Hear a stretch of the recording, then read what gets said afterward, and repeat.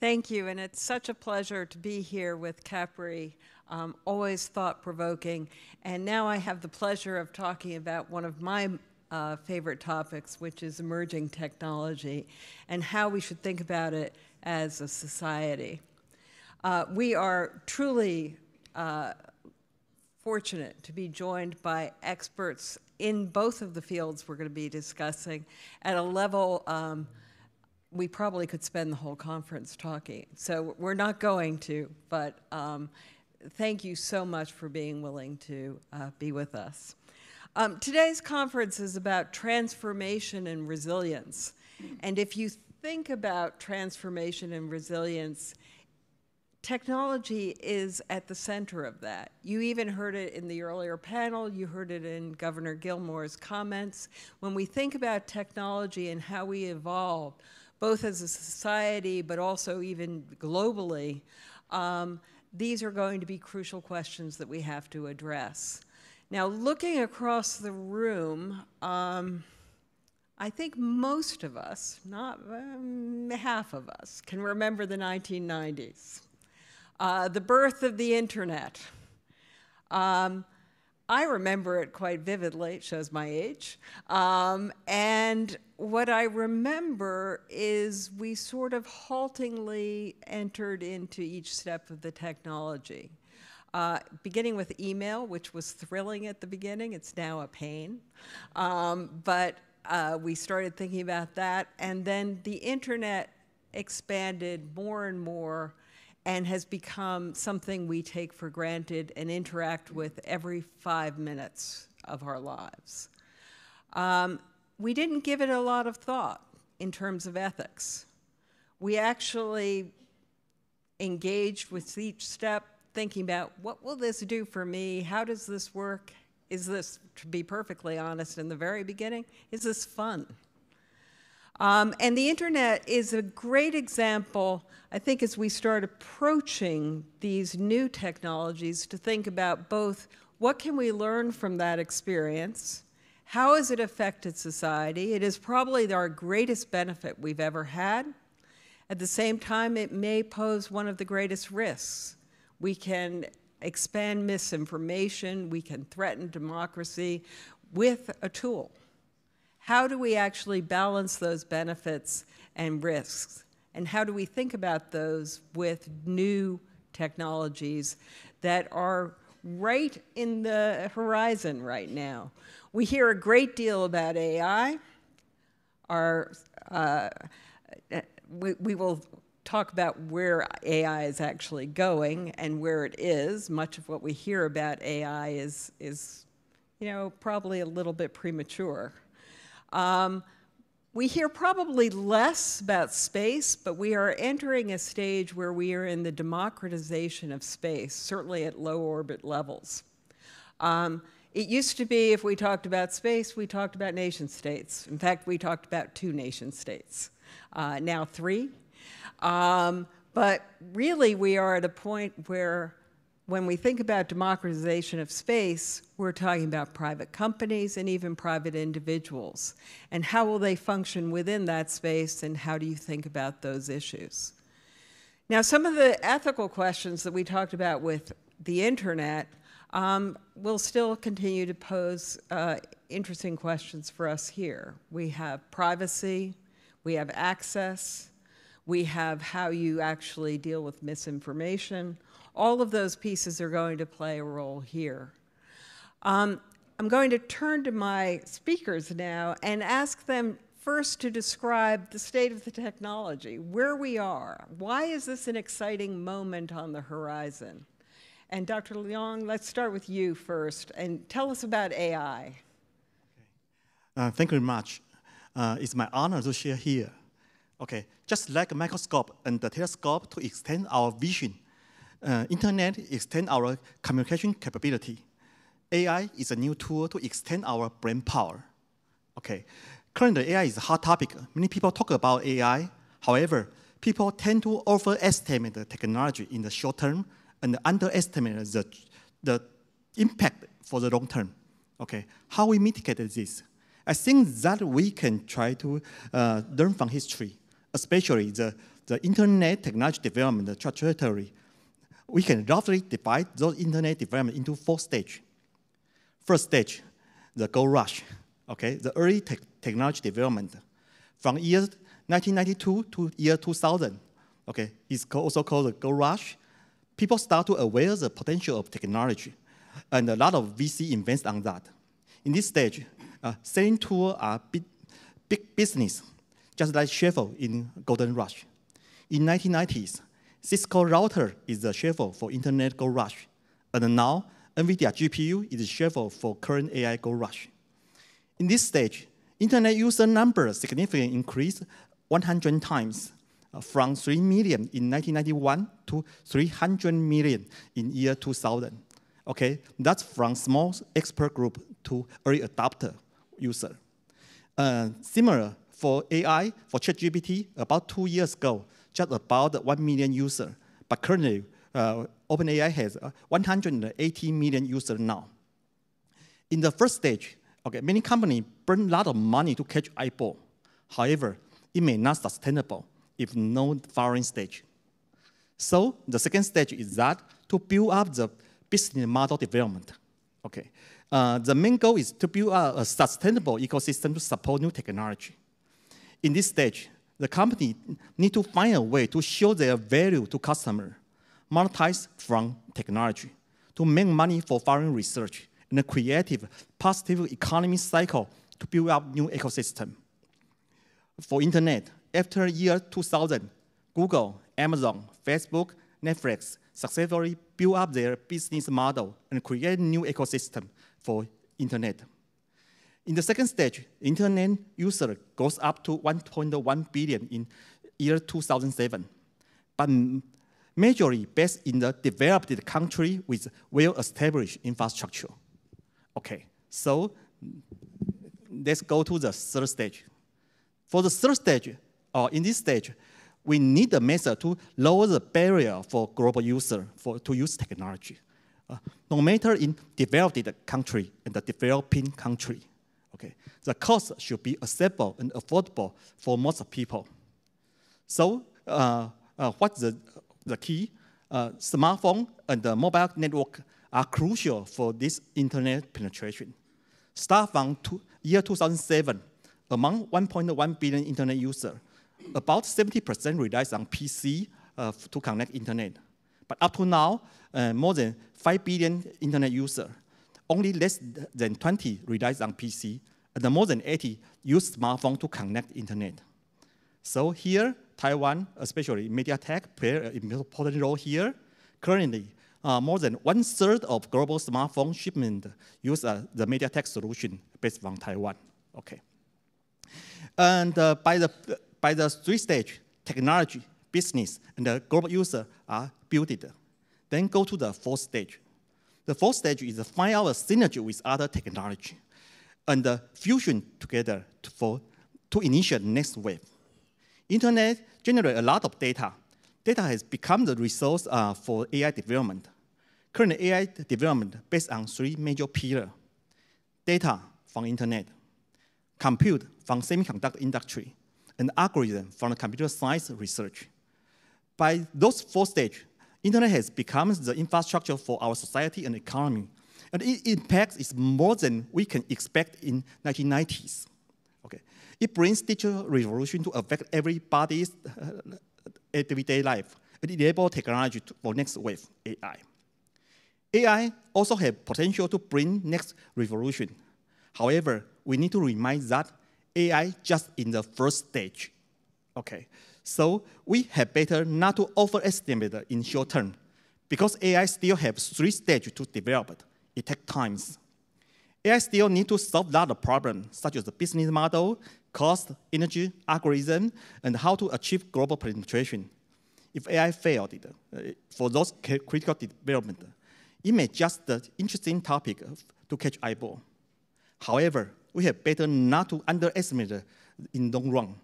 If AI is successful, it will dramatically impact our society. So currently, for government, company, and organization prepare for AI, we have better not just eye for current news for gold rush. we should prepare for the next stage. The real value of AI will build and appear in the following stage. The second stage is to build the sustainable and the vital AI ecosystem. The key questions are, what are business models can create positive economy cycle for AI? How to use AI to increase productivity? Do we have enough preparation and the resource to build up and participate in those AI ecosystem? The third stage is preparation, penetration for global user. What device or method to lower barrier to use AI? How to boost AI penetration to create more opportunity? Especially, those answers may lead to paradigm shift for society, economy, and industry. Do we have enough preparation and the resource to embrace those paradigm shifts due to AI? And the fourth stage is synergy with other technology. For the future, we expect AI can help to boost the other technology field development, such as the autonomous car, AR, VR, 6G, satellite communication, drone, transformative technology from Earth to space, medical, drug discovery, energy, environment protection, science research, or even the quantum computing. All of them will get benefit from AI. AI is not just a single-point technology. It has potential to push the humans' civilization to move forward. Okay, that's my sharing. Thank you. Dr. Shyy? Thank you, Mimi. I'm very happy to be here to have a chance to engage and exchange ideas in this very important topical area. I'd like to take a slightly different cut and maybe to find a link to the previous panel and the governor's remarks.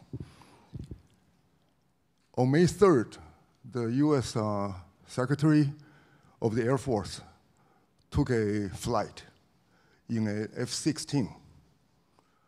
And it didn't sound too unusual. The only difference is this aircraft was unpiloted and basically operated entirely by AI. It was a very bold demonstration, I think, by the Secretary of the Air Force. Certainly, that is a very concrete announcement. We are really in a new era. There were a lot of documentaries and the reports are going to stay online, but this is really, in my view, a very clear, concrete example of fusing AI and the flight vehicle. But if we take a little bit broader view, I think a lot has been said in the previous panel regarding the government, the countries, and so on and so forth. My own area is aerospace engineering. You know, when I was very young, starting my job at General Electric, there was always a keyword that we follow, we take note. That's a dual use. Because very, very few technology in aerospace is not of the dual use nature. And if you take a look at the aircraft engine, the so-called hardcore, the compressor, the combustor, and turbine, between a civilian aircraft engine and the fighter engine, they're virtually identical. It's really the bypass ratio and the auxiliary and the whatever surrounding that makes a difference. So the point I'm trying to make here is when we talk about setting demarcation between civilian use and to address national security, is a fundamentally very difficult task. Now, if we do that by category, that has a lot of implications. So by listening to the previous channel, the panel, basically some ancient word came to my mind immediately. It's called, you cannot really cut it. And if you want to sort it out, it's virtually impossible. What we learn about 剪不断理还乱. Okay, this really is kind of a definition. What I also would like to point out is if we look at the history in terms of innovation and invention, we like to talk about from the steam engine to light bulb telegram, electric power, to computer, to internet, to AI. You will trace the origin. In the early days, neither steam power, steam engine, nor Thomas Edison's work was funded by the government. Wright brothers' flyer was their personal hobby in 1903. We saw the aircraft become so important, so useful, most notably during World War II. More than 700,000 aircraft was built. You consider how many aircraft are being delivered right now by Airbus and Boeing combined. Within those 5 years or so, 700,000, mostly destroyed, shut down. Now, if we look at the drone, the satellite, they started with mostly military government support. Then, quick forward, we saw Bezos, Branson, Musk. They grabbed a lot of headline. Now we see Starlink, which is certainly crucial in the Ukraine situation. So we see the drones can be for personal entertainment. In the meantime, the virtually same drone is an individualized weapon. Satellite, in a very similar way. Now we see almost 10,000 satellites up there. Half of them belong to one private company, and the number is growing fast. And we have a lot of sustainability, global access, and risk management, and health governance issue involving both drones and satellites. So my point is, we cannot just keep talking about individual national security, bearing in mind that in the entire developing world, the access to internet is far below 1/2. And that problem probably is much harder to solve if we use a land-based tower. Satellites can offer a decisively different solution. It's like mobile phone bypassing landline, even though landline were mentioned to be critical in some situations. But I would submit that if we had satellite available, you probably can bypass the landline, even during the crisis time. So I'll stop here. So as you think about that, and to, again, tie into the last panel, one of the big issues is trust. And we have a lot of different actors. Some are national actors. Some are some very large multinational companies. And then we have the influx of smaller companies, maybe now national with aspirations of international. And it strikes me that this is a perfect place to think about the Asia-Pacific as an area for experimentation and thinking about that. How do we engage the public? How do we think about doing all of this transformational technology in a way that garners public trust? What should the different steps be? You first.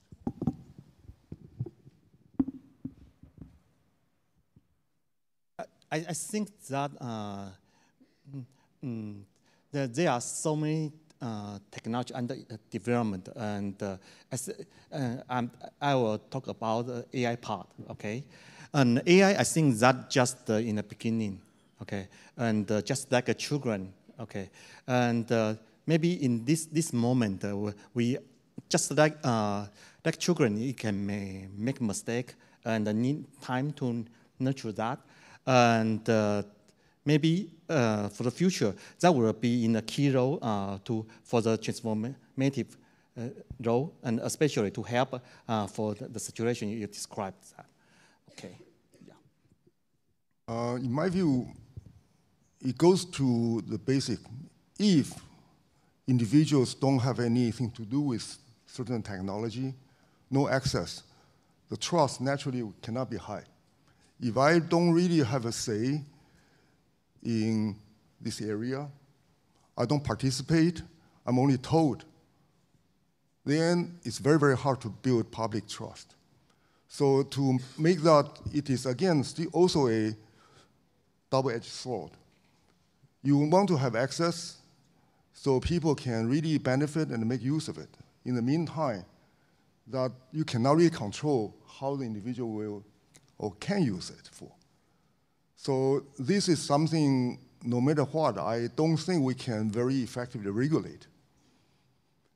It's really science and technology.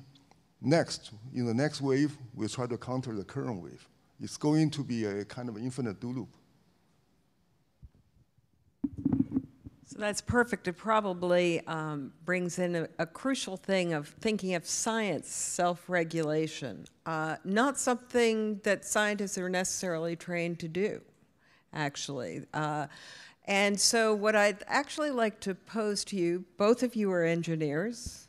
How do you think about design thinking in the context not just of the scientific questions that these technologies are raising, but thinking about how we should work the technologies into societies, very diverse societies, some rich, some poor, some with great access, some with less access, some democratic, less democratic. How does science take the lead here? Design thinking now is becoming very mainstream in the university education. In Hong Kong University of Science and Technology is a case. It is basically virtually a required course for a very large sector of students to take. Okay, the point is it's not about design. It's more than thinking alone. It's design thinking. Namely, you try to identify problems. You try to find solutions in a 360 way. So it's not just we try to narrow into a particular single issue. I think one of the important things is to let students and young people be immersed in their study days. In the university, even in high school, there should be such exposure. So they can be given such opportunity. Nowadays, you see so many startups, so many innovative activities. A fundamental reason is the technology, the computer information is so pervasively accessible. So innovation can be done literally at your home. And that, I think we need to take a step further to let this design thinking and the societal related issue be equally immersed into our young people's mind. Yeah, yes. I think that design thinking is very important. As an engineering, maybe we tend to just solve the engineering problem. However, I think that when we design something, we need to solve the human's problem. Okay, we need to think that how you work for human, for society, for economy. So just like the internet example I raised, that for the beginning, if you just focus on the technology part, maybe just like a gold rush. But next, you need to think about how society relies on this, how economy relies on this. So you have the business development and the penetration for the global user. So I think that design thinking just not just focus on the engineering part, but also think how our society need this technology. Okay, so by this way, we can design a better technology for the future. Okay, thank you. Thank you. So, last thing, what do you hope for with this technology? We started with the internet 30 years ago. Where do we hope to come in? I don't know that I'll be here. We'll see. I'll hobble on in.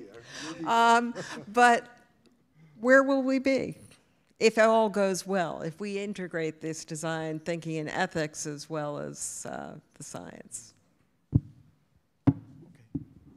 Okay, I think that currently we develop AI technology. However, we must say that there's still a huge gap between the AI and the human brain. For example, for current human brain, okay, just burn about 20 watts, okay, less than any energy of any light bulb here. Okay. However, if you provide those kind of technology by supercomputer, that will burn up to 20 or 30 megawatt.